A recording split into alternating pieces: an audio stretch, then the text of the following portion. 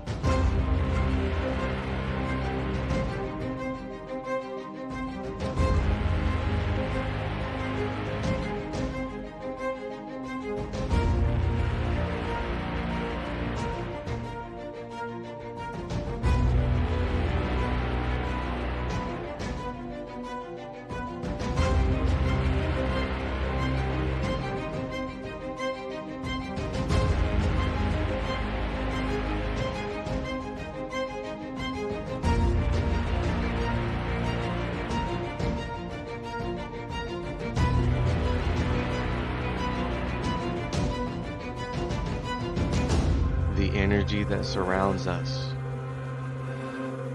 presents Riding Through the Unknown with your host, Michael Hoff.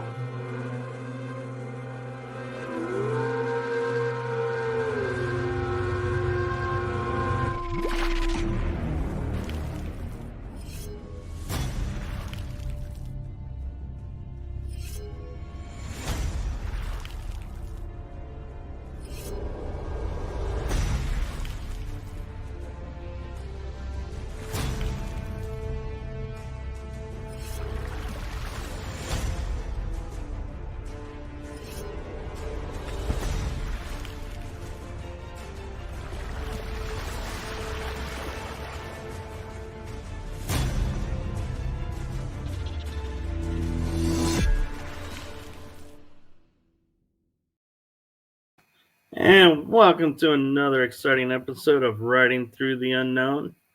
I'm your host, Michael, and joining me on this adventurous evening is the one, the only founder and host of ETalk TV. I almost had to catch myself. I wanted to say the host with the most, but I don't mind you if you say that. Well, it's true. You do have a whole lot of information, and you do run a really awesome network and just did the Halloween marathon. Yeah, we did. We just had a lot of fun doing the marathon, which, I'm so excited that you were a part of this year. You just missed it last year, but yeah, we had a great time, had great shows for 2 days straight. And it was a blast. And then, of course, I'm looking forward to next year. Had a few challenges through it, but we made it through, and I think it turned out really awesome. I was excited for it.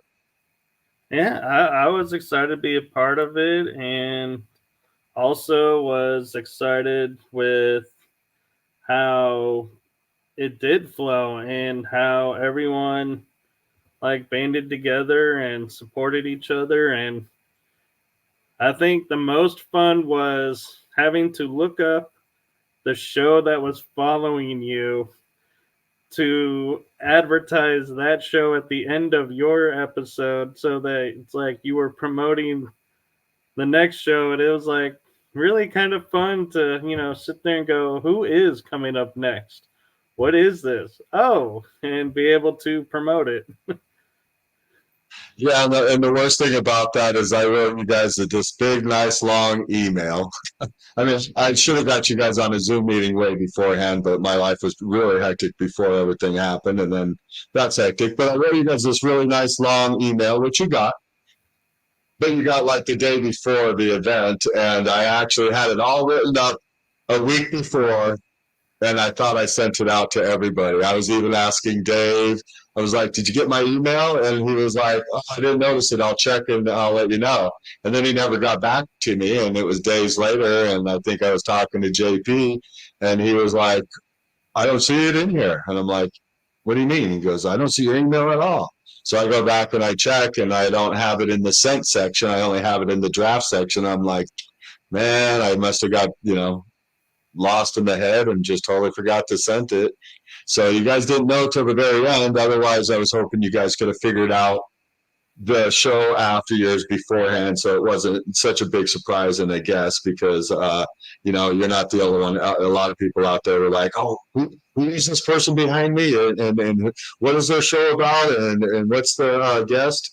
And it made it. I think it was fun. Made it interesting. Yeah, well, it was a good exercise for us too to, look into who are our fellow network hosts and get to know them a little bit. Yeah, and I really want ETalk to be a family, but it's kind of hard to get everybody together and to do things.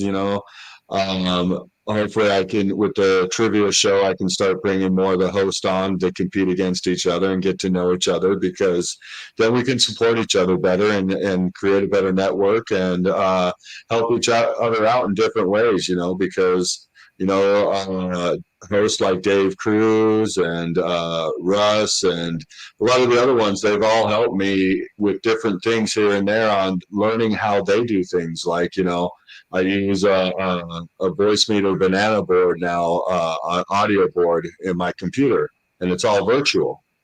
And it's really neat. And I would have never thought of anything like that, when I was running my shows before. But he was like, "Oh yeah, you want this?" And so he helped me get it all hooked up, taught me how to. Well, I don't really know how to use it that well, I should say, but I want to know how to use it better, because I want to be able to say, here, Michael, you want to use something like this? Here, I'll show you how to hook it up. I mean, I understand it, but I just don't understand it enough to be able to hook it up for somebody. I think now, because if you remember, I had some audio issues. And so now when I had those issues and we worked on it, I think I understand it a lot better now. But still, it's a little, for me, I don't know why. I guess because it's virtual and it's not a physical thing, and I can't actually see the different connections. That maybe that's why it messes me up. I know all about that. One goes in one place, one goes out the other way. Your input, output, all that stuff. But yeah, so a lot of these other hosts help us out and get things going. So it would be nice if we could do some some things together besides just the marathon. I was actually thinking that maybe we should do a Christmas special and do maybe a 3-hour live show where all the different hosts come on together, and we just jump on whenever you guys want, or maybe split up the host at different times. But I think it would be fun to do like a little Christmas show for 3-4 hours or something like that. Have some giveaways and just different fun things like that. But yeah, that would be fun. And I was just sitting here just thinking about that and going, we do Halloween, and then it's like Christmas. Everybody does a Christmas thing and an end of the year thing and New Year thing. But there's so many opportunities to get everyone together and just, like you're saying, just build camaraderie and be like, hey, and who knows, maybe out of that, we might start taking time on our shows to say, hey, this person over here is doing really cool with this. I think everybody ought to hear about that and bring them on to a show. And then it's more comfortable for everyone to say, yeah, I'll come on your show. Yeah, no, I agree. We should pass around some of the guests that we have, because there's some that, a lot of people have never heard about. And then you get them on the shows and you're just like, oh my God, who is this person? Like this guy, Mark Ferrantino, he's a physicist. And Dave Cruz had him on his show, Beyond the Strange. And the guy was absolutely amazing. to me, I love that kind of stuff. So I was just blown away for 2 hours listening to this guy. And like Dave keeps wanting me to delete the show off of the radio station, but I'm like, no, it's okay. No, I'll just keep playing it every now and then. But it's such great information, and I want to get him on my show.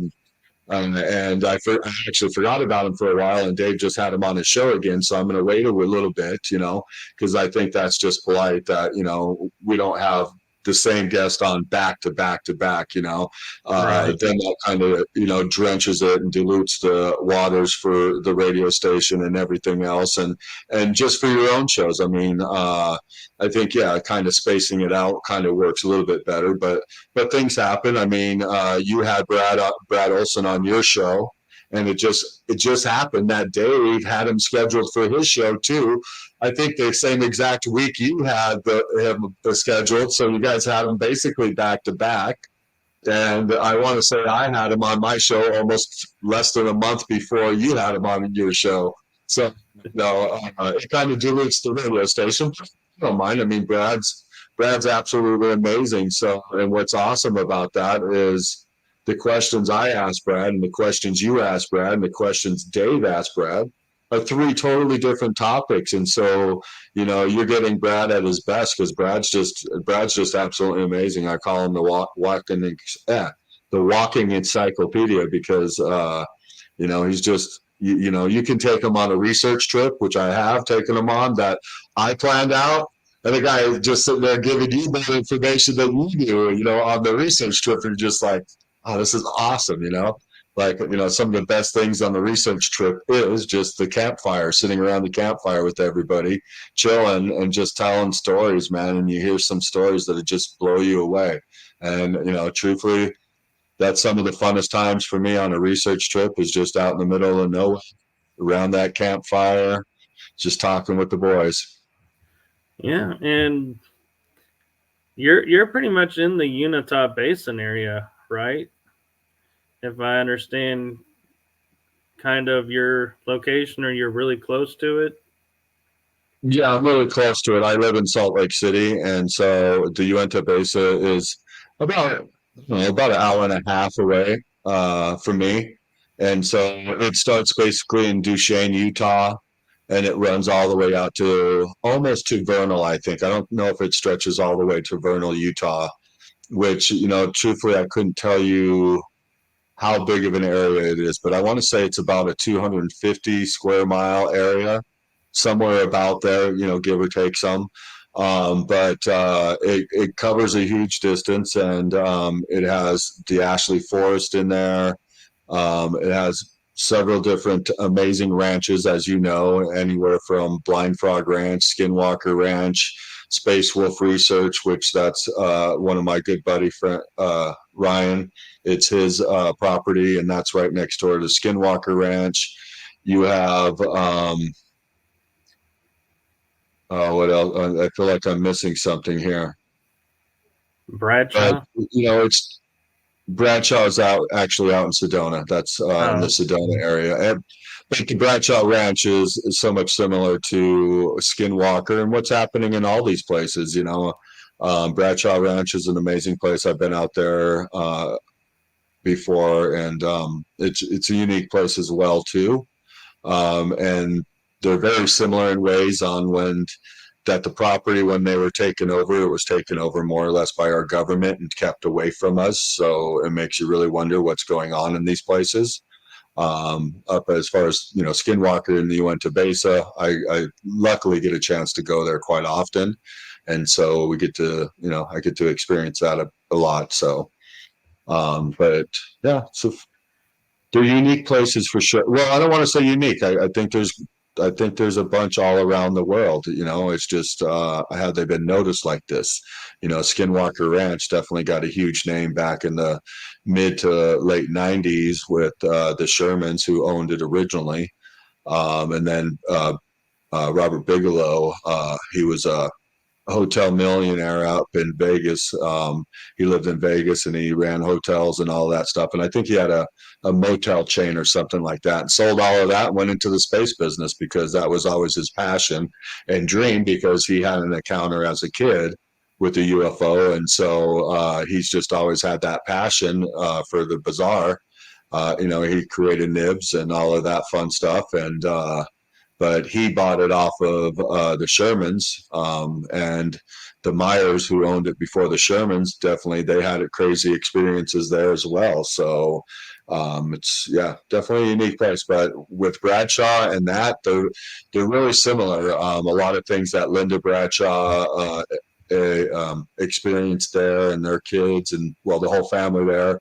I can't remember. I want to say it's Robert Bradshaw. Bob Bradshaw, I believe is his name, was Linda's husband, who bought the ranch out there, Bradshaw Ranch.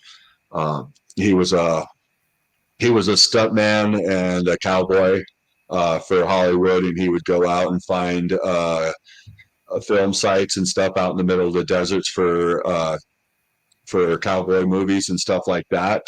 And he found that Bradshaw Ranch, which of course is named after them. But he found that ranch for a movie site. I believe they filmed the John Wayne movie there, and I think they filmed actually a few Western movies there. And so, but after they were done with it, I believe Bob bought it, and they had it, and they had some pretty unique experiences there. And so I think the similarities I see is a lot of craziness. I mean, anywhere from Bigfoot, different type of creatures and stuff. But it seems to me, by reading Tom Dongo's book on Bradshaw Ranch, and what Linda also wrote in there, some of her experiences talking about seeing UFOs in the area, landing in her land and stuff like that on the ranch. And but it seemed like almost every time there was a UFO experience, all of a sudden they experienced something else very crazy. And to me, it just made me think that maybe when something like a UFO or something with something high energy, maybe it does something to the veil and makes the veil really thin, because they would see things like pigs that don't belong in that area and that never been, what's that word I'm looking for? Those pigs have never been, raised in those areas and stuff. They're not part of that area at all. But native, yes, that's what I was looking for. Thank you. But they're not native to there and stuff. But they see these pigs. They actually film the pigs because they were trying to actually catch the aliens, but the aliens were gone, and they saw these pigs out in the bushes and stuff like that and filmed it. But also another time where they had a UFO experience, the same thing, but they didn't film this, but they ran out into the yard and stuff and was checking things out, and they swear they saw a raptor dinosaur walking into the bushes away from them.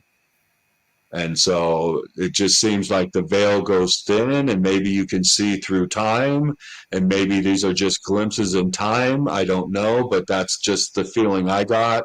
And when I talked to Tom Dongo, who was one of the biggest researchers there at Bradshaw Ranch, luckily I got to know him through Brad Olson. And so Tom, that's kind of what his outlook is on it from what we've talked about, is, he thinks the veil gets thin. And I've talked about people about that up at Skinwalker Ranch and, of course, Space Wolf Research and stuff. And they've, kind of thought the same conclusion, is that somehow the veil gets thin, and maybe you can see through time, in a sense, and see things that aren't really native to that land, just different weird things that might have been there, 100,000 years ago or whatever. I don't know. I mean, it's interesting. It's a very, very neat. Right. It's fun location. Nancy's got a good question. Nancy, Nooney, and Kelly's asking, did they look like domestic pigs or wild pigs? From my understanding, they're wild pigs. But they talk a little bit about the pigs in the books, but I don't know enough about pigs. I was born and raised in Las Vegas, so I'm a city boy. Yeah, I'm the same. I really, unless it's got a tusk sticking out of it, I would say a pig looks like a pig, in my opinion. Yeah, exactly. They taste good, I know that, but other than that, they're no fun to chase down the street, I can tell you that. Yeah, I've been meaning to ask you on the number of times you've been gracious enough to come on my shows, is you keep mentioning Space Wolf research. What exactly is Space Wolf research? Because that's not something I'm familiar with. Yeah, most people are not. It does have a big following, though. You can find his page on Facebook. It's under Space Wolf Research. He's also on X, Twitter, whatever you want to call it right now. But that's my friend Ryan Burns, and Ryan Burns is one of the original researchers out there in that area.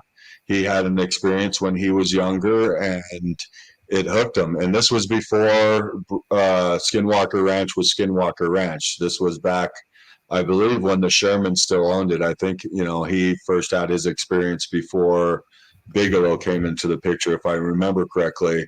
But yeah, he's had a couple weird experiences out in the Uintah Basin area.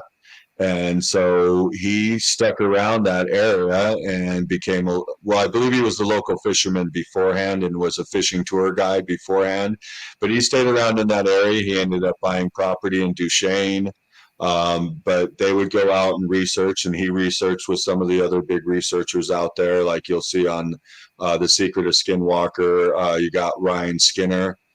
They were friends back in the day. They were really good friends, and they used to go there and sneak around the mesa and a lot of other stuff. They got some really amazing stories. Matter of fact, I mean, that's who I had on to begin the marathon, a little over a week ago when we did the marathon. I had Ryan Burns on there, and I had Dave Rosenfeld, Dave Rosenfeld is another one of the OG researchers out in that area too, and that's why I had him on the show.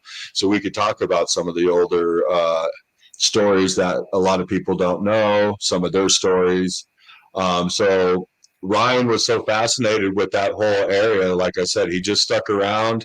He kept researching. He kept going out into that area, being chased down by, God, I can't think of his name now, but one of the popular security guards from Bigelow. And now they're good friends. He used to chase him out of the area and stuff, but now they're good friends because they've known each other for so long because of all of this. And so, but he loved it so much. He found the opportunity to actually buy land right next door to Skinwalker Ranch, and this place used to be called the Lookout, because it's basically a little hill where you can get on the hill and you can look basically over the tree line, and you can see most of Skinwalker Ranch. The closer parts, because of the tree line, is kind of hidden, but you can see the mesa real good and stuff. Like I can get pictures of the God, I'm forgetting everything tonight, all the different terms and words. The hunting section in the thing where they put all the animals in for the testing and stuff, and the scientists would go above them. I can't think of the name of it now, but you can see all the stuff really good from there.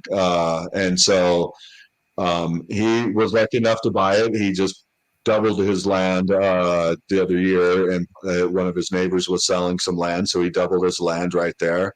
And now he purchased another section of land that is again right next to Skinwalker and next to his land. And it has all kinds of trees and stuff. It's just beautiful land. And so that's his area, and he's been there researching. To tell you the truth, I don't know how long he's had it. I think he's had it for about 10 years. I'm not 100% sure on that, but just from what I understand, I think so. But he does a lot of research out there. A lot of different research teams go out there. I'm privileged enough to go out there pretty much whenever I want, unless there is another research team out there. Sometimes I get to go hang out with them as well too. It's a very interesting place. And the same thing that's happening at Skinwalker Ranch isn't just a Skinwalker Ranch. It's all over the place. It's all over the Uintah Basin. And that's what makes the Uintah Basin so special. But it's in all the ranchers' land in all of that area. Like I always joke and stuff, and it's like all these ranchers have security cameras, but none of the security cameras are pointing at their front doors or their driveways or anything like that. They're pointed up in the sky. And so, yeah, it's a unique place, and it's neat, man. I mean, I've heard some stories that just really would, it would just blow you away, and things that you're like, really, that's true. And then the next thing you know, you hear something else that kind of backs up that story, and you meet some of these people, and like to me, I think I'm really good at reading people's energy and understanding who they are and understanding if they're truthful and stuff like that. And so some of these people you meet, you hear their stories, and you're there, you want to believe it, but it's just so far fetched at times that you're just like, I don't know. But then you go, and shortly afterwards you hear something else that backs it up, and you're just like, wow, man. I mean, that's unique. I mean, you want me to share one of them with you? I mean, again, I don't.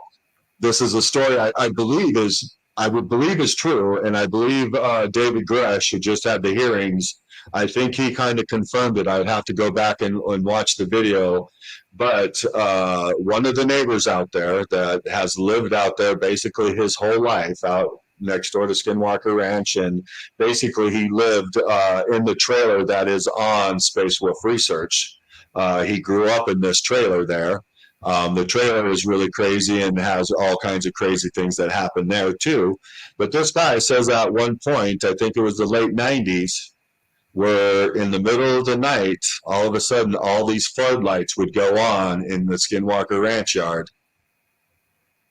And then next thing you know, there's a craft there in the light, just sitting there, just out of nowhere, just boom, it's right there, is what the guy would say.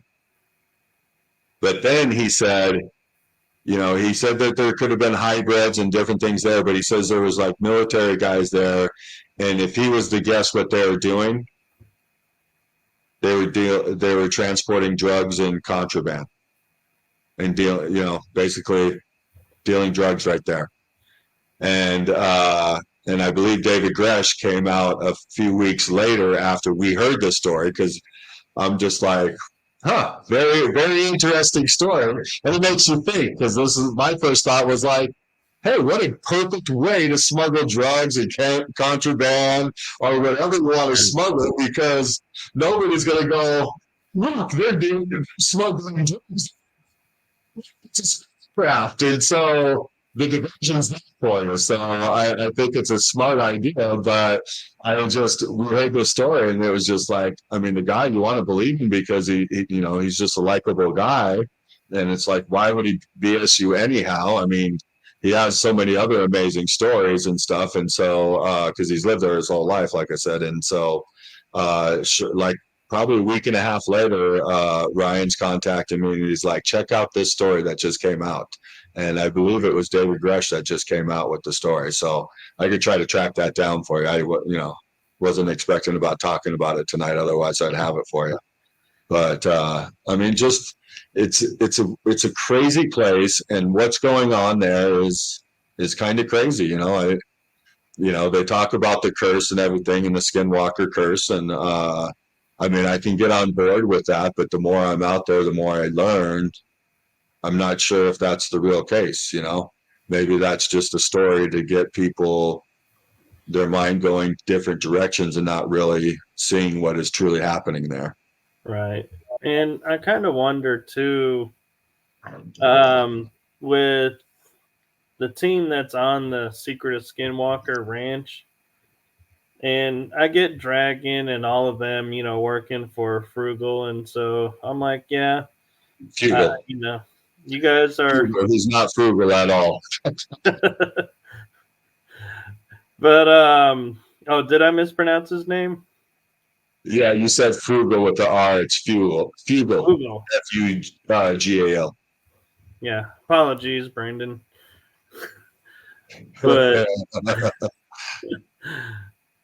I wonder, because like Travis that they bring in to be like the science guy, what's your take on him? Because it's like every time I watch him, it's like I feel like he's more there to like tote the mainstream line than really delve into. And it's like there's so many, I feel like, missed opportunities because he wants to repeat experiments instead of looking really into.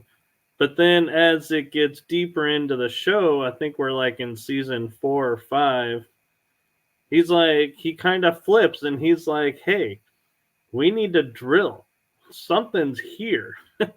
And he's no longer going, well, let's look at this over here instead of this over here. It's like, is that your take on him too?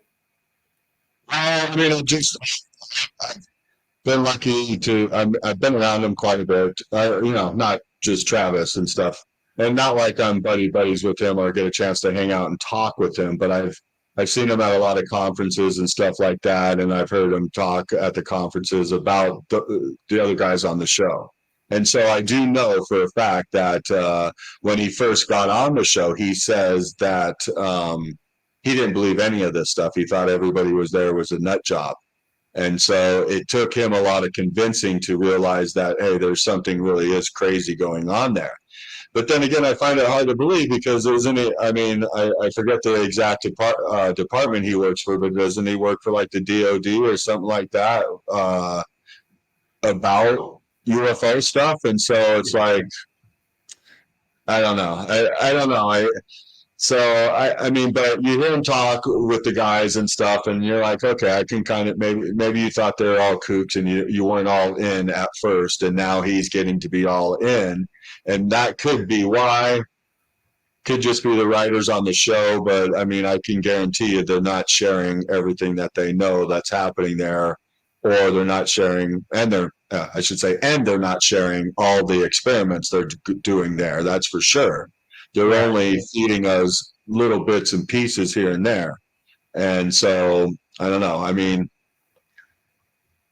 I was all in at first because, they were sharing information, but now that we're farther down the road, a little bit, I don't think they're sharing everything. And why do you really need to? I mean, I don't know.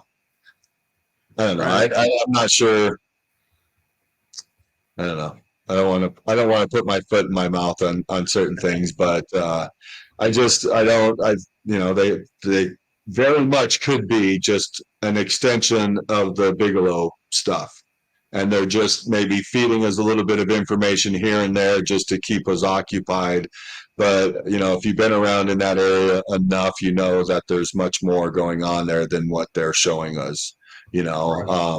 On the thing as far as repeating experiments, I think scientific wise, that's one thing you want to do. You got to keep repeating them to see the results over and over again, because you definitely can't tell any results off of one experiment at all, or even like you would know from doing paranormal research. You just can't go to a building for one night and make a determination, hey, this place is not haunted, because you didn't see anything.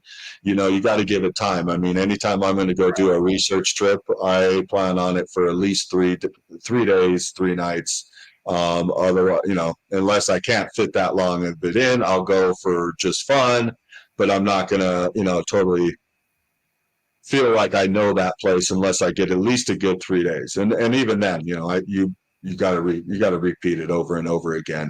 Right. And then there's some of the things that happen there. I mean, you go do an experiment out there and something reacts, something paranormal, whatever it is, something reacts. And so you're like, hey, that was strange. What was that? And so you go to repeat that experiment, and then it doesn't do it at all, or something totally different happens. And you see that result and you go, oh, well, it did this, so we could do this and this, and we'll get a reading. And you do that and nothing. And so it's a crazy place. I mean, I've had weird things happen to me, and was it just a coincidence, or is it something with that land? I mean, I don't know if I mentioned this the last time I was on your show, but I bought a really nice, expensive infrared camera and took it out there, and it worked perfect at my house. I mean, I was just blown away by this camera and how amazing it was. I mean, even my little cat, dude, when it walked across the floor, you would see its little paw prints for the longest time on the floor, just from its heat, just from it walking across, for like not even putting its paw down for a half a second or whatever. You could see the heat sink from the paw for probably a good 30 seconds or more, and it's just like, wow, this thing's awesome. thing worked perfect. I took it out there, I broke it out, and it all froze up, and it hasn't been the same. Now I got to send it back now. And so, did I just get a faulty one, or was it something out there that messes with your equipment like it seems like it happens to everybody? I mean, there's times I'll go out there and I'll be fully ready to record 100%, and then it's just stormy and windy and just weather you can't do anything in. It's weird. It is. And just to be clear, when I say repeat experiments, because I understand the scientific method and, the need for that, but I'm meaning like in the show, they're like, hey, there's something underneath the mesa, or they're showing UFOs or orbs going into the mesa.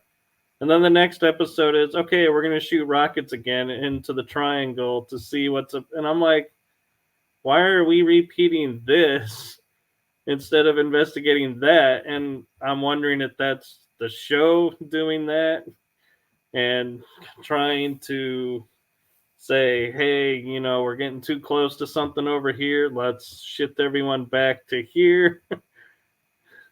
And that very well could be. It's like, let's shift the narrative a little bit.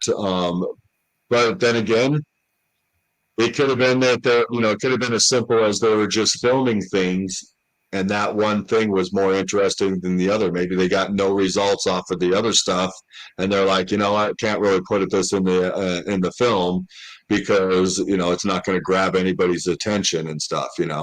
I mean, look at Blind Frog Ranch for that. I mean, I think we done Blind Frog Ranch pretty bad the last time. Again, I love Dwayne, but the scenes on Discovery, God, just horrible. They should just be it should be a gold hunting, treasure hunting show, and then it'd be good. Get the goddamn Skinwalker paranormal stuff out of there. Yeah, one last question for the show on Skinwalker. I'm curious your opinion, and like I said, I'm not putting you on the spot, so if you don't have really thought about it, that's fine. I'm just curious, like every once in a while you'll get a nugget from the show where there's like a UFO above the trees or in the sky, and then something will happen to a cow. And they're like, either it died or the quote mutilations that they came across. Do you think they're really connected to the UFOs, or do you think it's something else and they're using the UFOs as a distraction? That's a good question. I definitely know mutilations happen out there, and quite often. Still happening to this day. I haven't myself seen any mutilations right afterwards. I saw some when I first went up to Space Wolf Research. I did see one animal that was already,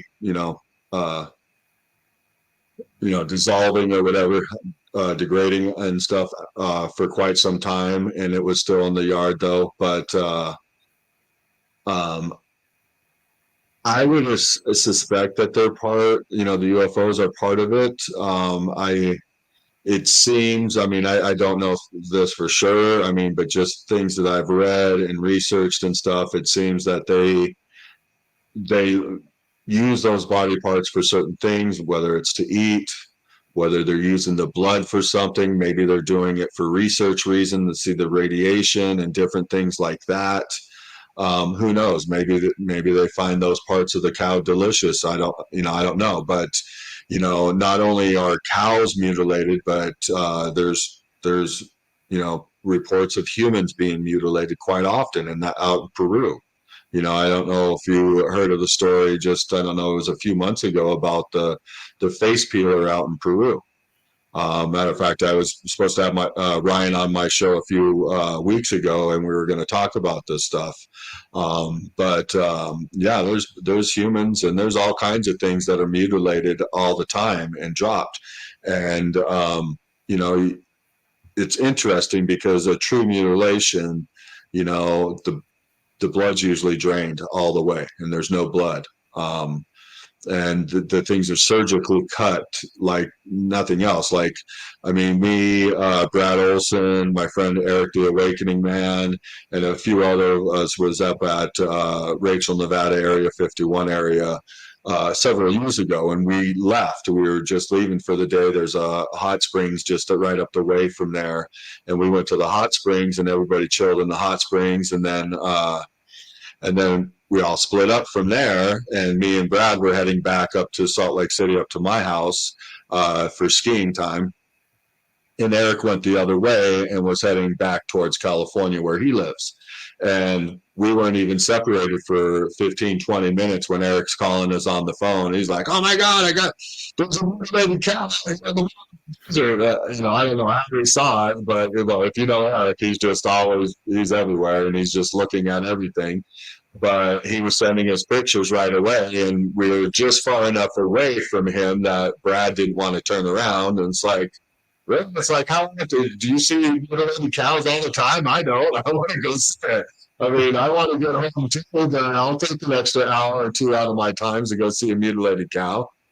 But I've seen the pictures that Eric took of that. I had those pictures, and you look at it, and around the anus, around the eyes, and there's other parts I can't think of where it was at, but it's like perfectly cut out.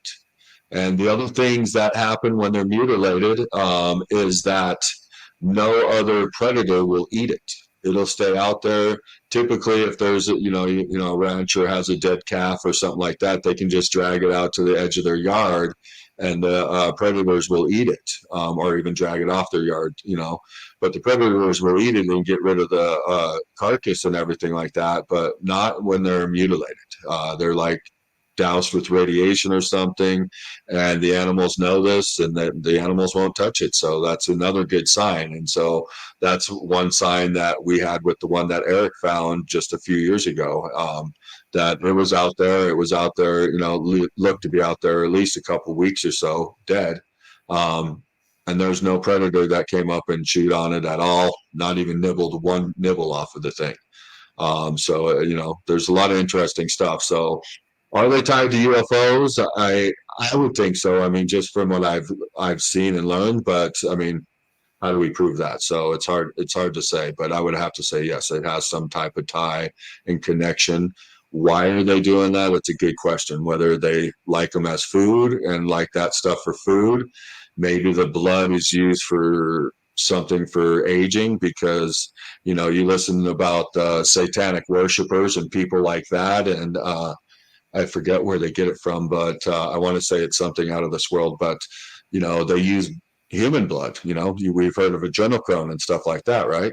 So maybe the cow blood, they have it for some of the same reasons. Who knows? I don't know. I know what it was. It was in the marathon. With the Brett Luter show, he was interviewing Jess Parker, who is a exorcist, and he worked with Pastor Dave in the church in Yuma City in California, and they battled Anton LaVey, who was the father of the Christ. He was the father of the Church of Satan, and they were these huge Satan worshipers that they were so huge in it that they were actually sacrificing Anton LaVey's daughter, and that's where this whole story came in. But Anton LaVey's daughter talks about how they would soak her in blood to keep her young, and so she would heal. And this guy, Jess Parker, was saying that he's interviewed people that came from satanic places, and that's what they would do, is actually soak in blood, and it would help keep them younger. They would heal faster and all this. I'm sure there's stuff in the blood that might do that for us. I don't know. I mean, this is the only place I've heard it from. So, but you never know. I mean, maybe that's why they drain the blood out of the cow. Who knows? I mean, that's still one of those surprises we'll find out soon, I hope. Yeah, and that's what the adrenochrome is about, is keeping them young. And that's why if you watch what's going on, when they say, like, certain areas, the supply's been cut off, all of a sudden, all these people that you've seen and going, wow, they look really young, I should get their makeup products. are now aging really fast, and it's like, what's going on? And it's like, yeah, and so that is an interesting twist that, yeah, they age super fast when they no longer have it. But I kind of want to push it a little bit further because, saying, aliens, could be responsible, but I wonder, could the programs like MK Ultra, do they have scientists, and the government is, could it be like a false flag, and it's really the cabal of the government is going in and mutilating the calves or the cows or the animals, and then saying, "Oh, look, aliens! Here's another reason we got to hate the aliens. Look at what they're doing to our animals." Yeah, I mean, it could be a psyops. Very well could be. But I mean, just me, I put thought to it and tried to think that because I've heard that before, that it was our own private programs that were doing stuff like this. But how does that serve them? I mean, what does it serve them for? I mean, if they're trying to make us fear aliens, they can do it in a whole better way. And the other reason that I don't see it that way, as far as them trying to use that to make us fear aliens, is because they've been repressing all the information about aliens for over 70 years now. I mean, they're just finally releasing this, but that's a psyops of why they're releasing all the information nowadays. I mean, I believe they're setting us up for Project Bluebeam right now. They're finally saying, "Oh, they exist, and they're going to come after you now. So we have to defend you," And so I think that's what their objective is now. But as far as cattle mutilations, I don't see where that would serve them to just do something like that, because since it's not happening to us, if it was actually happening to humans, then that would put a whole different psyche on it.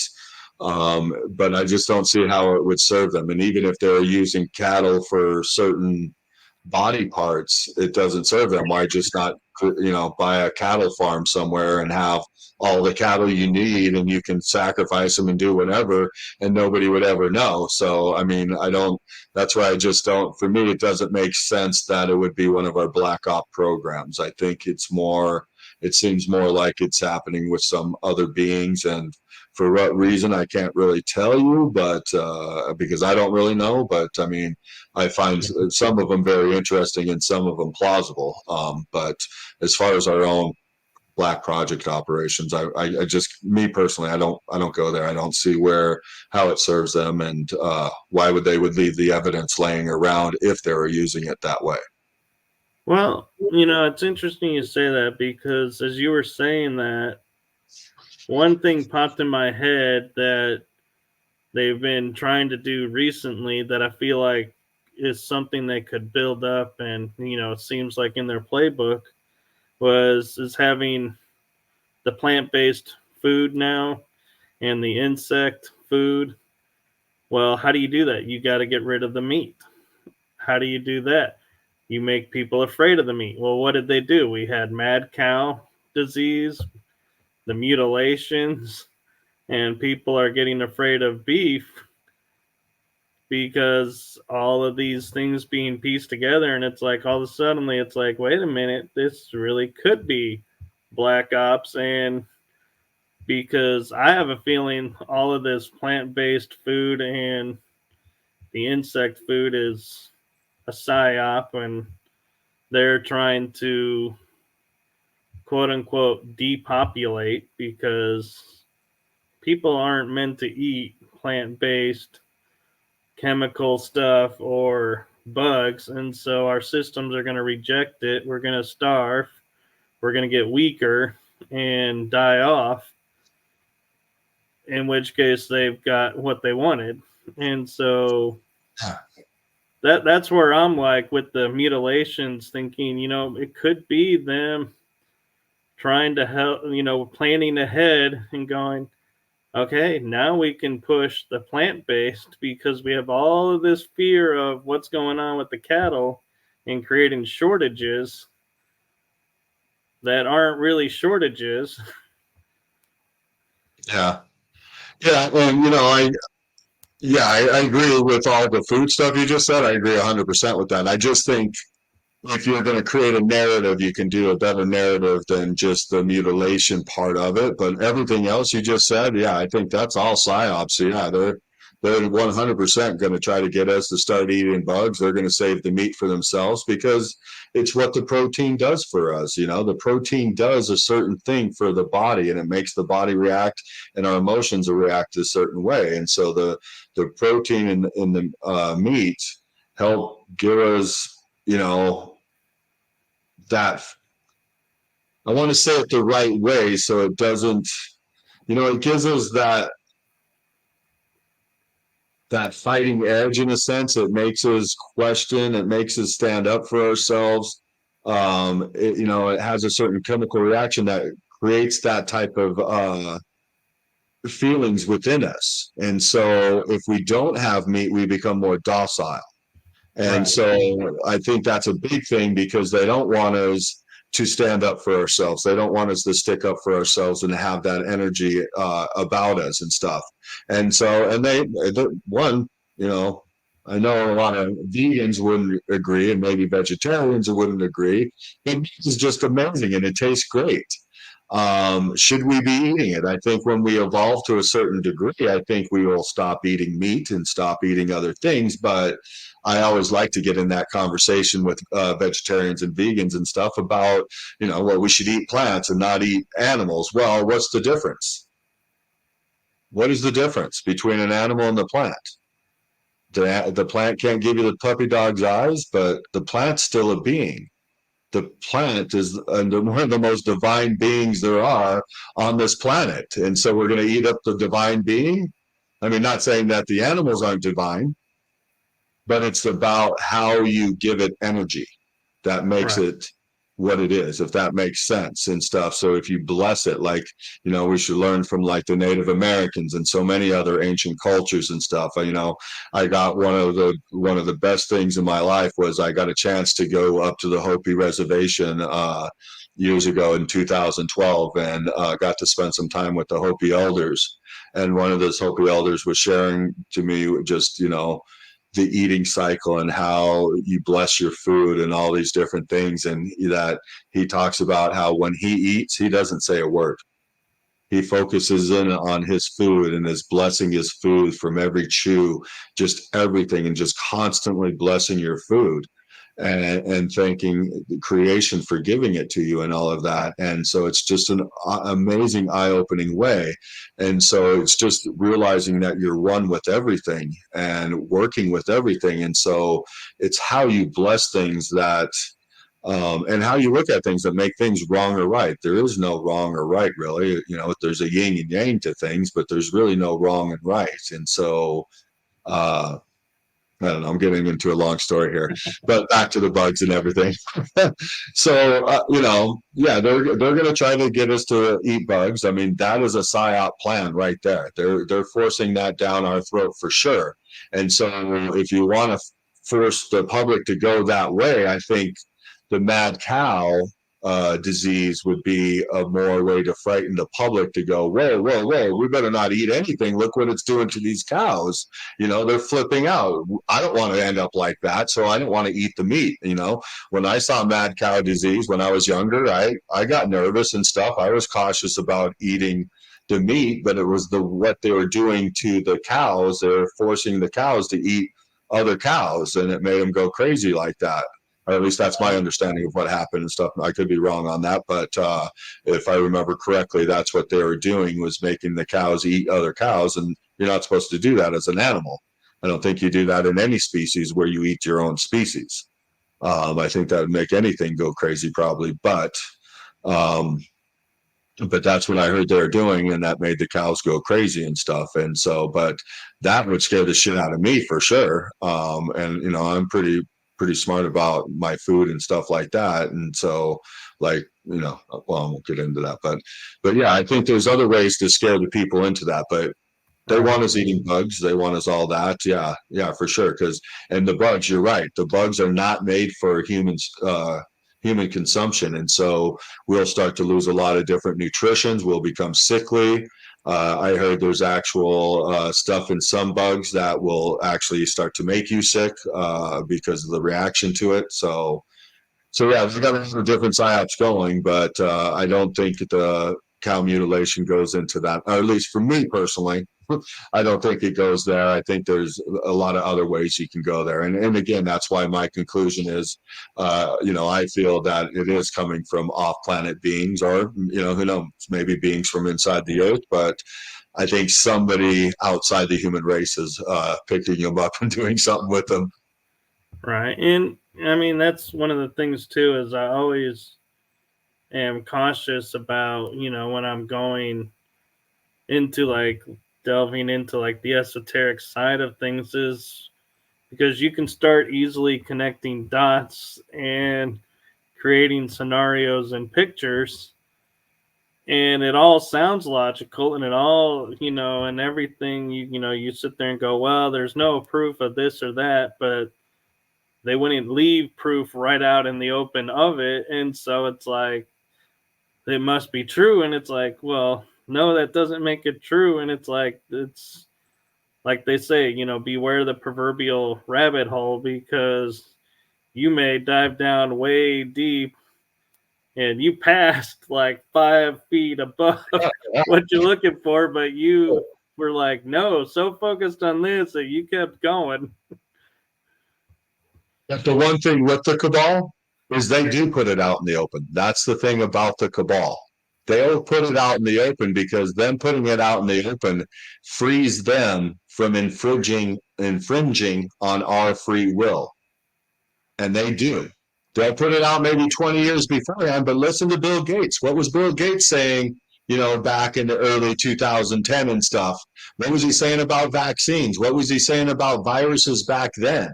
So they do put it out there right out in the open. But how you have to be smart enough to see it, because that's how they get past our free will. We've talked spiritual stuff before. To me, there is no wrong there is. The only person that judges you is you. You are the judge and jury of yourself. But the only thing I think, I don't believe in karma at all, like the way so many other people do. The only karma I look at and I say, yeah, you'll get karma from this, and that's infringing on somebody else's free will. I think that is like the biggest sin you could possibly do. Okay. And so they know it too. And so they do things that it's in the open. It's in our movies. It's in our books. It's in the Bible. It's all over the place, but you have to be smart enough to look for it and start to see this. Like, I just did a great show this last Thursday with Brett Luter. I don't know if you happen to see it, but it was about the United States of the Republic against the United States of the corporation. And what have they done to us and stuff, and how have they imprisoned us and taken our constitutional rights away. And so Brent shared with us that the Republic stuff is still there. They've just put a mask over it, and they've hidden all of that, and they've trapped us with our birth certificate and our social security numbers and all these other things that are an imprisonment in the deep state system. But if you know how to look through the books and you know how to do this and that, you can find out. And Brent is a prime example of this, that you can break away and get out of the corporation, stop being a resident of the United States, and become back into the Republic. It's there. You just have to find the information. Watch my show. It was absolutely amazing. A lot of this he gets from Jordan Maxwell. Jordan Maxwell was his original teacher on this. Amazing stuff. There's a lot of other people that do it in different ways, but he's no longer a United States resident. He is now a non-resident alien. Okay. He is back into the Republic status. And so he doesn't pay Social Security, he doesn't pay income tax anymore, because that's against our constitutional right. But with this corporation, they were able to create a veil, put it over us, start to force us to pay taxes. Our taxes mainly go to the Rothschilds and them and stuff. It's a big scam. But all of this stuff is out there. We can figure out how to get away from it, to detach from all of this stuff. but we have to figure it out. And so they put all the information out there. They don't hide anything, and it's up to us to figure it out. This way, like I said again, they get past our free will, and that's a big thing. And so we allow this to happen through our ignorance. And so we can't be upset at them for doing this to us, because we're doing it to ourselves. We just don't realize how it's being done. But I think now people are starting to wake up to a little bit of this, with everything that's happened in the last, 5-6 years or more. But we will soon awaken a lot more and start to really understand. And hopefully we'll be back to the Republic in a short amount of time, and all this other stuff will be gone. But this corporation has invaded all the other countries as well, too.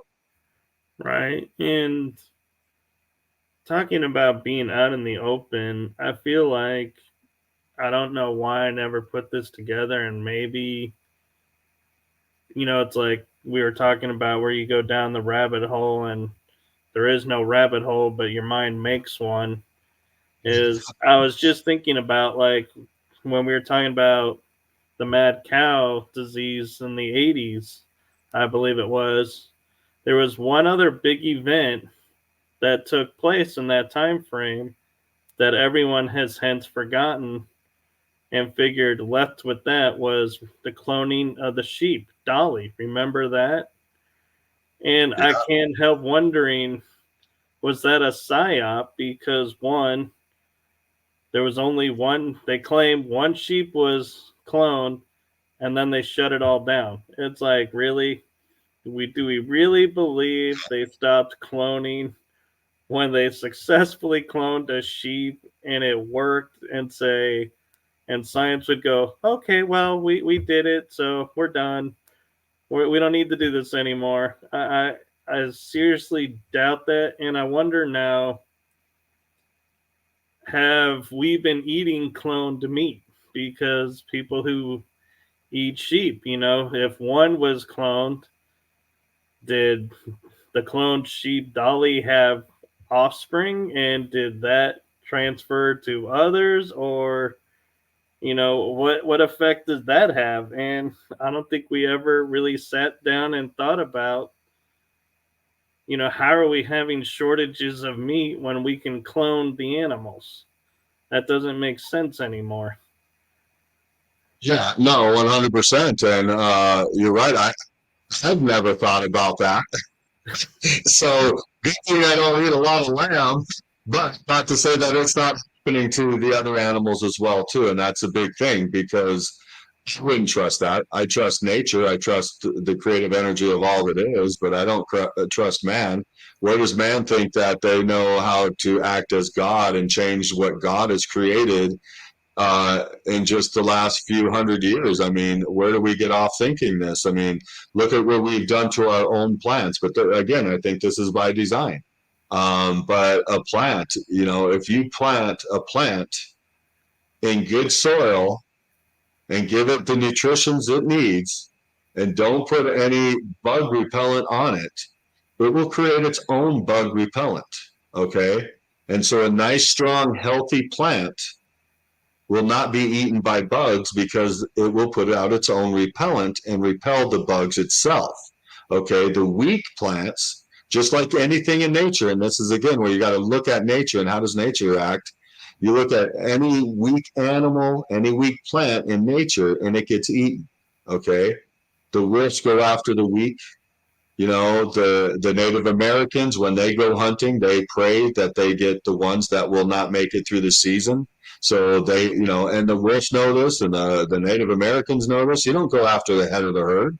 You go after the weak, because you want the herd to keep producing. Otherwise, you kill off your source. And so you need that source to keep going. And so, you let this happen. And so what we're doing, I mean, we think we're gods in a lot of ways, or at least some of these people do. And they think they can control nature. And so we put bug repellent on our plants, and we're killing off the plants. And so now the plants don't have as much antioxidants in it. If the plant creates its own bug repellent to repel the bugs, it actually has a stronger antioxidant than one that we would spray with bug repellent to keep the bugs off. And so we're doing everything backwards. So yes, us to clone meat and stuff like that, yeah, that would be pretty bad for us to eat. They probably wouldn't have all the right stuff in there, but who knows? Maybe it would. I don't know. I don't know how that cloning process works enough. But since you brought up cloning, let's just go a step further with that. Let's take a look at what we're hearing nowadays with our politicians and all these people. I mean, I know I've heard that, we're on like our third different clone for Biden. Well, is that true? I don't know if I go there 100%, but can we clone people? Well, if we clone Dolly the sheep, there's probably a good chance we can clone a person pretty easy, because working with cells is actually a real easy thing to do in science, and manipulating DNA and stuff like that isn't as hard as people would think. And so I think we have the technology. I think we have the ability to clone people. How does it work? Do we start as an embryo and have to grow into the body? I don't know. I don't know how that works. Or do you just create a clone and it's already an adult? I don't think so. I think with Dolly, they made it an embryo, right? And it grew. Right. And so the cloning of the people, I'm not 100% sold that some of these politicians have already died off and these are their clones and stuff. I don't think I'm on board with that. I think that technology is probably there. I think the technology is probably way more advanced than what we think. But like what you said, they came out with that in like the mid 80s, early 80s, mid 80s, something about Dolly, and then it hushed up. Why? Because they don't want us remembering that technology, like you said. I mean, I totally spaced that off, but they don't want us remembering it because, yes, they probably are advancing that technology and now they're using it for their own privilege. Why aren't we going to the moon anymore? Anybody asking that question? Why aren't we going there? We haven't been there in God, how long? We haven't landed on the moon. Why? I mean, is it because of some of the real stuff that was said about when we landed on the moon, and there's reptilians and Nazis on the moon looking at us, flipping us off? I don't know. That's kind of fun. Thinking of a reptilian flicking us off. They just landed on the moon. The first Martian humans on the moon. And they acted like somebody killed their dog before they got out there to the press conference and stuff. All of them were distraught. None of them were happy and excited to be back. They were all distraught. What really happened on the moon?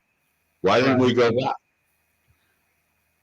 Well, not only why didn't we go back, but why did it take so long for, if we're in the so-called space race, if you land on the moon, that's not the end of the space race, because there's Mars, Saturn, Jupiter, all these other planets. And it's like, it seems like we hit the moon and it was like, okay, that's as far as we're going. And now they're talking about going to Mars. And it's like, well, we don't have the equipment to go to Mars. I'm like, we have the equipment to go to the moon and back. I don't see why. We can make airplanes faster. We can make jets faster, military vehicles faster, but we can't make a shuttle faster to make Mars and back. It's like all their reasoning doesn't make sense. And the other thing I like to point out when we talk about the moon, how they say there's the dark side of the moon and we never see it and we can't communicate with everything there. I call BS on that, because it's a round sphere. The Earth is a round sphere. Yes, flat earthers, the Earth is round. We have satellites. Yeah, we have satellites around the planet that allows us to communicate. Yet nobody puts a satellite around the moon so that we can talk to our shuttles. That seems like that would have been 101 space travel. We have to talk to them. What happens if something happens when they're coming around the moon to come back? It's like, but yet they're like, no, we just can't talk on the moon. Really?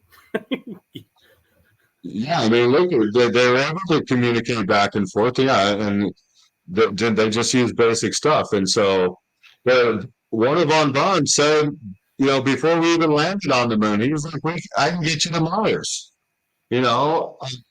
And so to say we didn't get to Mars, I think is, not, to me, I think it's the same thing as what we were just talking about with Dolly.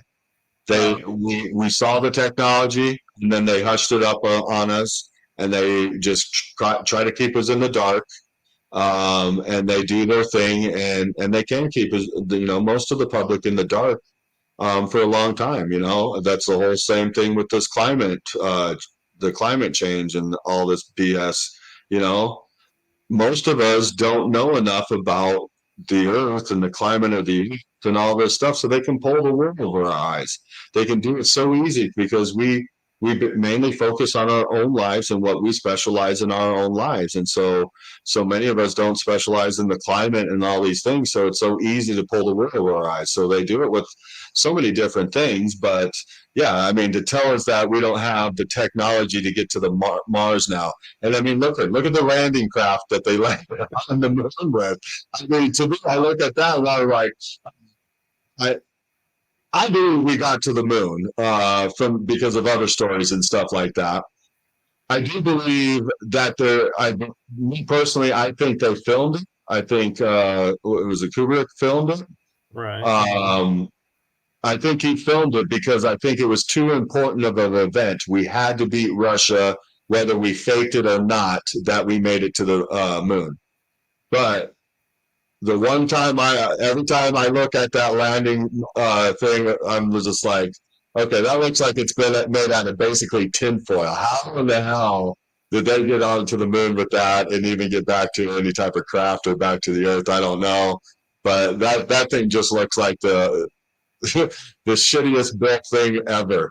And I wouldn't trust my life in that damn thing, that's for sure. So if we actually made it to the moon in that, then yeah, we have to have the technology to get to Mars. But I mean, me personally, I believe we've been to Mars. I believe we have bases on Mars, but that's all in the Black Ops programs. That's nothing that we know about. But that could also be why they're bringing up aliens now too, because our technology is getting so advanced that maybe they're not going to be able to hide this very much longer from us. And so maybe they know this and they have to start to release some of this information. And so that maybe that's why they're talking about aliens now. But I think it goes to, again, one of Von Braun and him talking to his secretary on his deathbed and talking about Project Bluebeam. And I strongly believe Project Bluebeam's still in effect. And I think that, yeah, that they're starting the psyops now. And that's why you're hearing so much information about aliens. I agree. And one of the thing of, as we're talking about space, and I just was piecing together in my brain, like getting glimpses of stuff was, as we're saying, traveling to Mars and other things. What was the big thing in the 90s that happened in science that everybody was like all the Trekkies were going nuts over? They cracked warp speed. Then you never hear a word again about how we have warp technology now. And it's like, wait a minute, we have warp technology. Now we keep it quiet. And they're talking about going to Mars and saying, well, we can't get to Mars. I'm like, if we go warp speed, we can make Mars and back. We don't, it's not it's going to be 100 years or however long it is trip anymore. It's like significantly shorter. Now, I don't believe science would sit there and crack, warp speed without having a means of containing like an engine system that could handle it. Because I just don't see science wanting to go, hey, we have warp speed. How cool is this?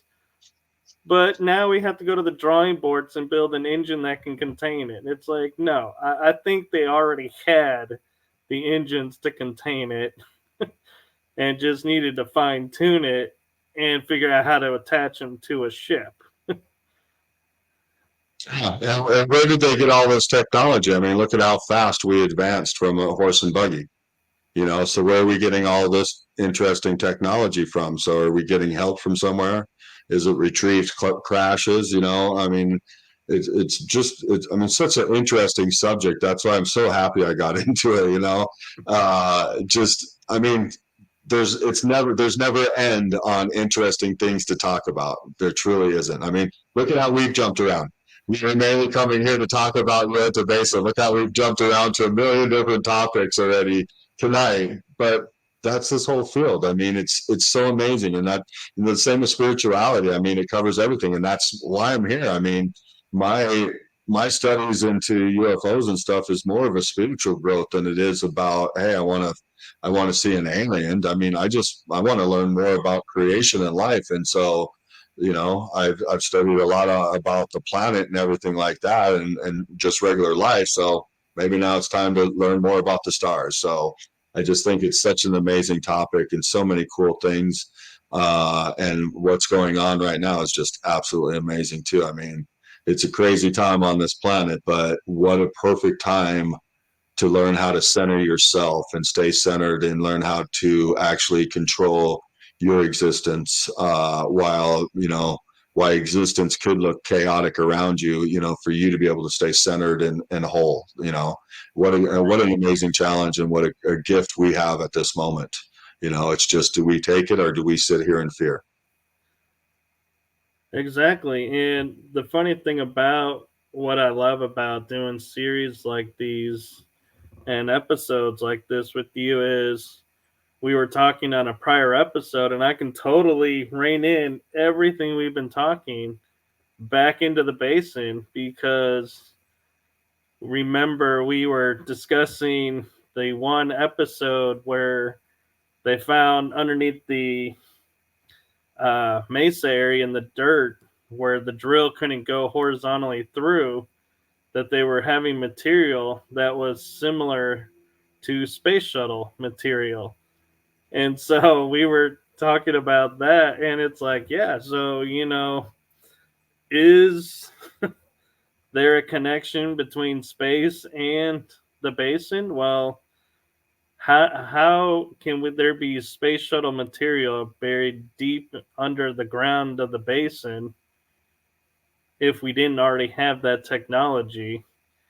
And if it's not a space shuttle under there, what craft gave us that material to make our shuttles is the question. So either way, there's no way they can't connect them, because every question you can come up with ties the two together. Yeah, no, you're right. I mean,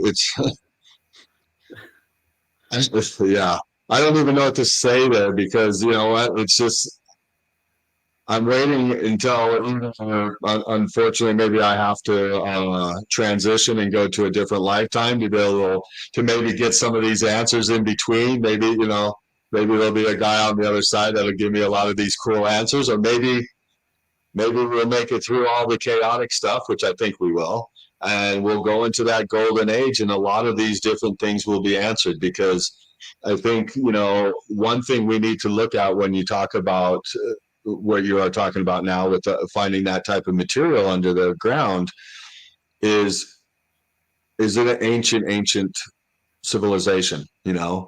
I mean, I believe, just by what I've seen, off of learning different things and stuff, all these ancient sites and stuff, I truly believe we've advanced to high technology many, many times before, and have either killed ourselves off, maybe got in some space war with somebody else. I mean, look at some of the texts in the India.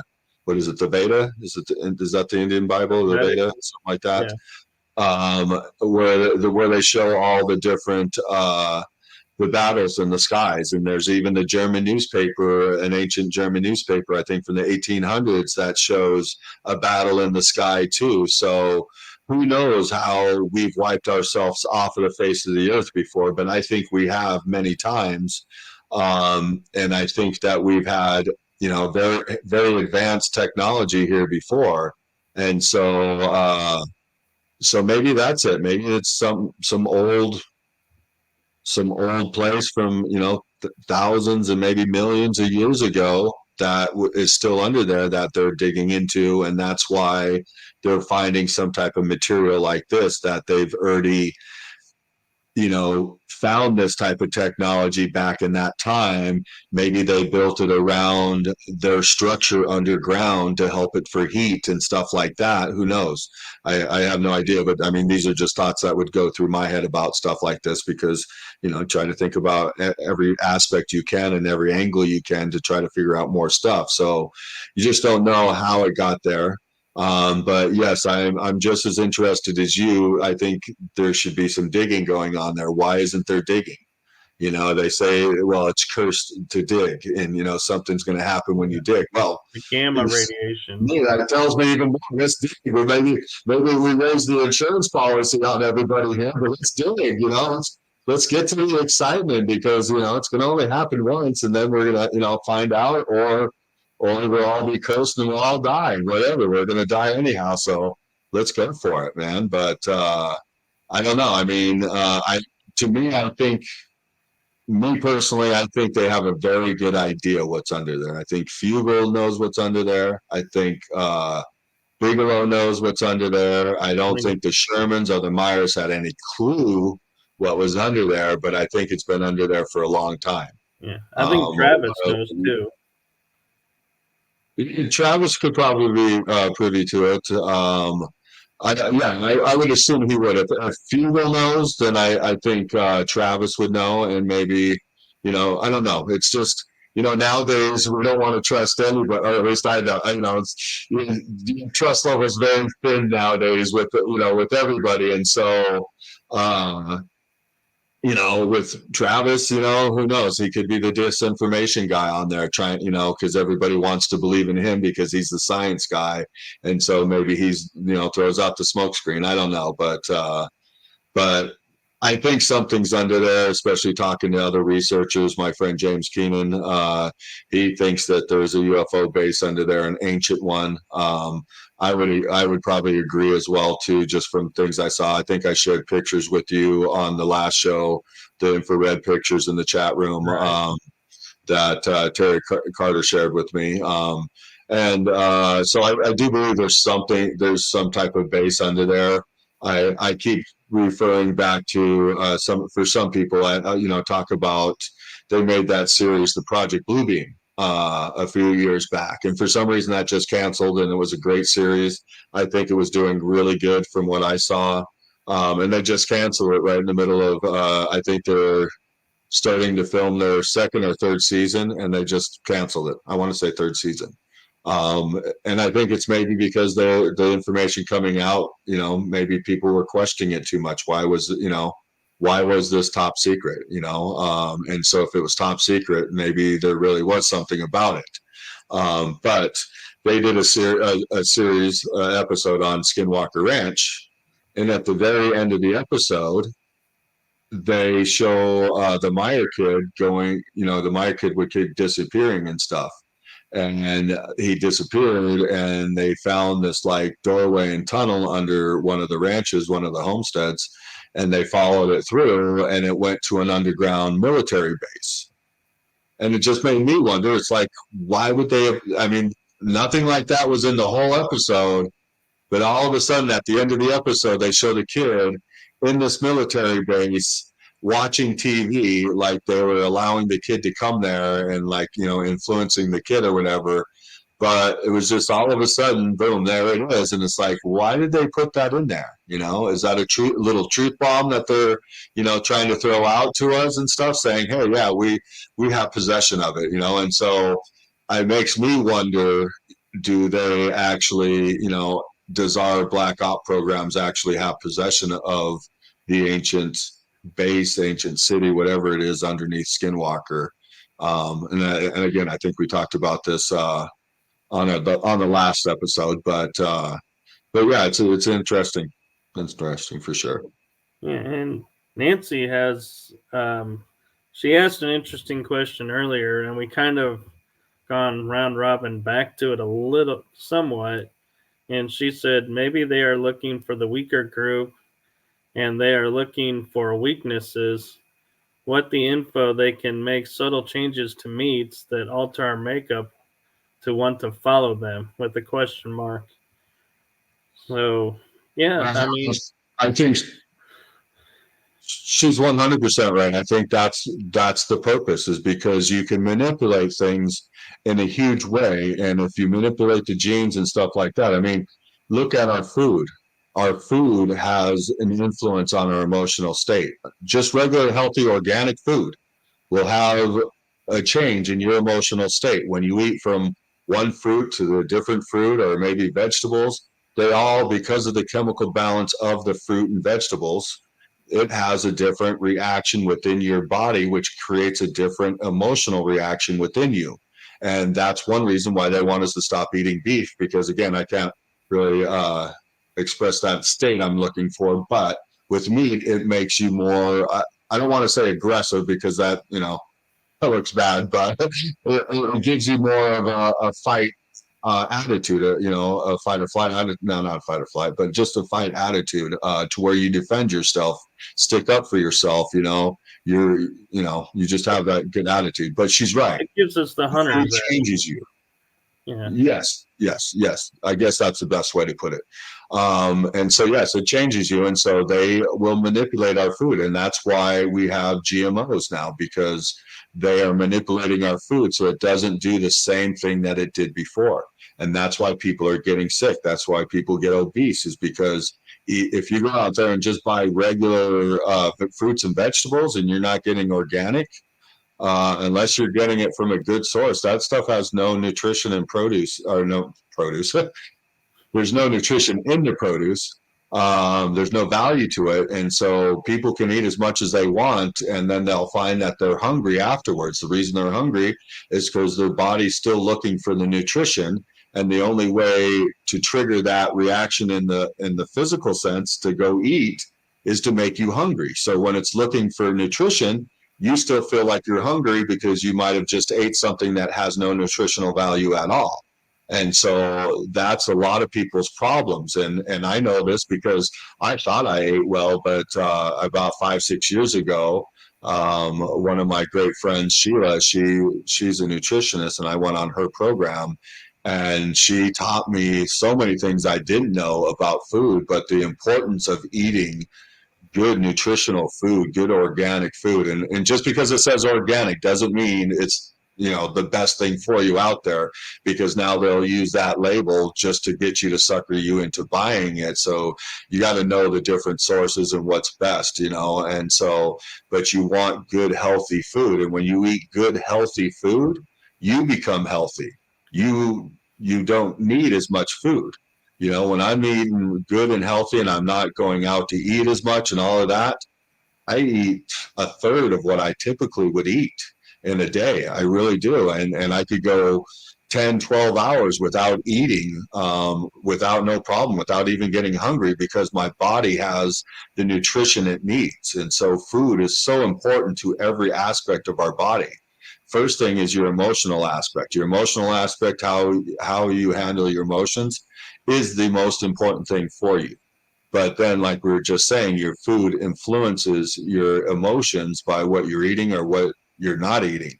And so your food is the second most important thing for you. And then comes maybe working out and stuff like that. But truthfully, when you're eating the right food, you don't even need to go work out and stuff. Your body will change to a nice, healthy body. It might take some work, some time for it to get there, depending on how far somebody might be out of shape. But healthy food will create a healthy body, and your body will heal any ailment once you give it the right nutrition. It's absolutely amazing. That's true. And one thing I want to add on the back of that is, we mentioned GMO, which means genetically modified.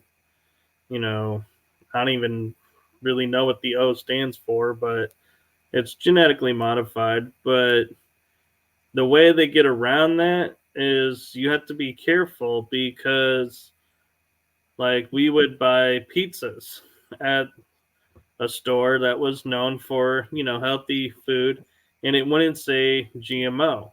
So we're thinking this is great.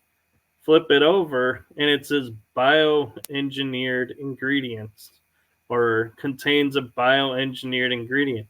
That's the same thing as GMO. So don't be sitting there thinking, oh, because it doesn't say GMO, but it says bioengineered, that this is healthy and good to eat. No, it's the same thing. They're just making it sound more scientific so you think this is better, and it's not.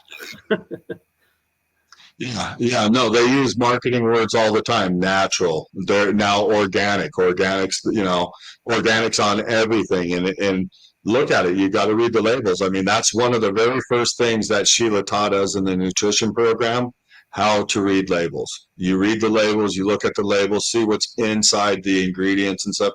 And some of the stuff, well, and the biggest tip, is if you can't say it and you don't know what it is, then you probably don't want it in your body. And me personally, I mean, I think food is one of the best things in the world. I mean, that's one of the best things in existence. Food and sex are the top two, period, in existence. And food might be my number one. I don't know. It's so enjoyable. But and I like a lot of food that isn't healthy. I mean, I like sweets, I like donuts, I like cookies. I love ice cream. Ice cream is one of my weaknesses. But it's always about making smart choices on that. But the way I like to look at it is I try to eat healthy 80-90% of the time. So when I do want a cookie, if I do want a piece of cake, or if I want ice cream and cake and stuff, I don't feel guilty when I have it then, because I eat healthy most of the time, so my body can take it. Our bodies are very enduring. They can handle a lot of different stuff, and they'll bounce right back. Again, if you feed it the right stuff, you'd be on your deathbed, and if you feed it the right stuff, you'll bounce right back. I mean, I don't know if you've ever heard of the Gerson therapy, but by Dr. Max Gerson, who was around in like 1920. But he was just trying to cure his migraine headaches, and he just did it with juicing. He was juicing vegetables, and he juiced vegetables and then did a coffee enema. And there's a few other little minor things in there, but that's mainly the whole program. All natural, okay?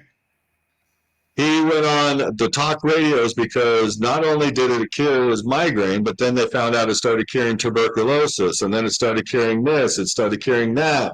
And then lo and behold, they found out it was curing cancer. And so this guy on CBS on the radio, because they didn't have TV back then, brought him on and talked to him about the whole thing. They were all excited because they got this new program that they're going to cure cancers. Well, they fired the CBS host because he brought him on to talk about it, and they went after Max Gerson and basically tried to assassinate him twice, and eventually was successful the second time. But they poisoned him through his secretary because they didn't want this information getting out. And so it's 100% natural, no chemicals, nothing like that, no chemo shot, no bullshit that they give you at the fucking hospital. But it's all natural, and it's illegal in this country. Absolutely 100% illegal in this country to do the procedure for somebody. You can go get the book and you can learn it and do it on yourself. They have institutes that you can go to and learn from, but they cannot do the procedure themselves for you. And so there's hospitals in Mexico and other countries that you could fly to and go to and do this. And so, and this is where I was getting at, is about bouncing back. Okay, so I watched some of the testimonies on some of the people that went to the Gerson therapy, and these people were on their deathbed. The doctors were telling them, there's nothing more we can do for you. Go home, get your paperwork in order, say your goodbyes. And thank God a lot of these people did not just take that. They were like, we're not done yet. And so they found the Gerson therapy, and they went, and they, most of these people were out of country that would actually go to the hospitals and stuff, or their institutes, or clinics, I'm sorry. And they would go there, and they would They would sit there, and basically what they do at the clinics is they'll teach you and they'll work with you for like 3 weeks, teaching you every step and getting you down to, it. And once you know it, then that's when you'll actually go home. But when I was watching these testimonies on some of these people that were sent home to die by the doctors, in 3 days, they were sitting there going, my pain is gone. I feel so much better. And all they're doing is juicing and drinking the natural juice out of the vegetables. They juice like 20 pounds of vegetables a day. I actually know somebody when I was teaching ThetaHealing, and we taught some classes up in Oregon. We taught, matter of fact, for a family of doctors, and they had a farm and stuff. But their youngest daughter, she was a radiologist, and she had stage 4 breast cancer when we met her. That was one of the reasons why we were up there. So they were trying everything natural to heal her. They're part of the medical field, and she refused to go do chemo and all of that. And so she did the Gerson therapy, and she's lucky enough that, they had a farm and stuff. So she was able to get enough produce. I mean, because I'm sure that can get expensive and stuff. The actual institute, what was it, probably 10 years ago, I was trying to get my cousin to go, and I think it was like $20,000. I think they said to go to the Institute that long ago. So I don't know how much it is now, but way cheaper than I'm sure it is to go through chemo and all of that stuff. But these people have amazing turnarounds and stuff in an instant. And that's the body, man. The human body is so amazing and so resilient, and can do so many amazing things if you feed it the right stuff. Right. And I feel like the problem with the medical field, and, I'm not saying, this is flat for everything, but a lot of cases I hear is, well, as a doctor, I want to do this, this, and this for you, but I can't because the insurance needs this, this, and this. And for some reason, our insurance company, which ironically, I got a license to be an insurance adjuster, not in the medical side, but, a different side. But it kind of scared me a little bit where, hearing this and going, some pencil pusher behind a desk in an insurance company is dictating what can and cannot be done to help a patient, and tying the hands of the doctor who has the knowledge to help these people. You don't. What the hell is wrong with this system, and why did we allow that to even be allowed to take hold, and didn't stand up and say, wait a minute, you guys aren't medically trained. You don't know what you're talking about. You don't know procedure from, pill to side effects, but yet you're dictating to me what has to be done to somebody. I think it's because it's the same people that own the insurance companies and the pharmaceutical companies. It's the pharmaceutical companies that, basically are running all of that. And so they're telling the insurance companies what to say. So that guy's just a patsy in the whole thing, and doing what he believes his job is. And so he tells you, no, you can't do this. You got to do this because this is what we're told that you have to do to use our insurance, and which is just a bunch of bullshit. As you can see, we pay so much money for insurance and health insurance and all this stuff. And what does it cover? Every year it covers less and less and less and less. So, and our insurance just keeps going up. So what the fuck are we paying these people for? I mean, I think it's absolutely stupid. And yeah, it's because the insurance companies is the pharmaceutical companies.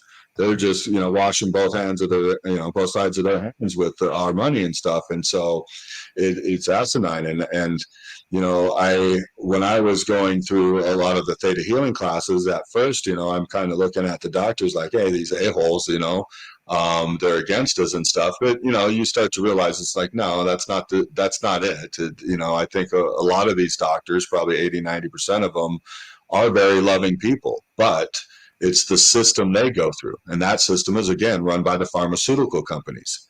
They're wined and dined by the pharmaceutical companies when they're going through college and all of that to learn how to be a doctor. And then when they go through the last steps of that, they're definitely being wined and dined. That the soon-to-be doctor and his wife, or significant other, they're all being wined and dined, and they're telling them. And because they're living that type of lifestyle, it's so easy to brainwash them and stuff. And so I think that's a lot of the reasons why we had the problems that happened with COVID. But me personally, I mean, I'm not trying to tell anybody else what to do and stuff, but yeah, I mean, I take my health into my own hands. I try to study what's good for me, how to stay healthy naturally. The older I get, the more I make sure I don't put any chemicals in my body, not at all. I mean, I suffer with migraines and stuff. I mean, thank God, because of stuff I've learned, and my migraines have got less and less, and I really haven't had a horrible bout in several years now. But I'll get mild cases of it. But that's easy to deal with after I've had the horrible cases I've had for 25 years or so. But even with how much I suffer for 10, 15 hours, I won't take an aspirin. I won't take an Excedrin. I won't take nothing, because I won't put chemicals in my body. I don't trust these companies. I trust nature. I trust the creative energy. And so throughout the years, it's taken me times, but I found ways of trying to keep myself healthy so my body doesn't go into those states. I've learned that stress helps kick them in. Dehydration helps kick it in. There's a lot of different things, like beer. Something in beer sometimes, will kick it in. So I stopped drinking beer years ago, but so I just tell everybody, I mean, if you really want to be healthy, you have to do the research. You have to understand what's wrong with you. I mean, it's great with Western medicine if we have something that's a surprise. We get in an accident, and we need to be patched up really quick. Western medicine's great, and I think a lot of those doctors care. They're just misinformed. But if you get like cancer, something like that, and you got to get it cut out of you right away, go do it. But I'm going to tell you right now, the very first thing you should do once you heal up is you better start researching, why did you get cancer? What caused that cancer? Because them cutting it out of you isn't the cure. Okay, that's just a temporary fix. Right. So if you don't resolve yourself of the emotional issues or the toxins going into your body and all that stuff, you're going to basically probably get it back in the future, or some other type of form of illness and stuff. So you always want to find where the core result came from and try to resolve that, because that's the best way to heal the body. And look, we went into a whole different topic again. Right. And with that, I'm going to wrap it up because it's getting late where I am. And I know you probably have things to do tonight. We did go longer than expected. And so I will say good night to everyone, and thank you to everyone in the chat room for your great questions and for watching. Thank you, Jeff, for coming on and sharing what you know and sharing your ideas with us. And so our next episode will be Wednesday at 9 o'clock Central Time. And that'll be Dr. Kimberly McGeorge joining us for Riding Through the Unknown. And so I'm going to say good night from Riding Through the Unknown to all of you, and have a wonderful week, and we will see you on the next episode. Good night, everyone. Thanks, everybody.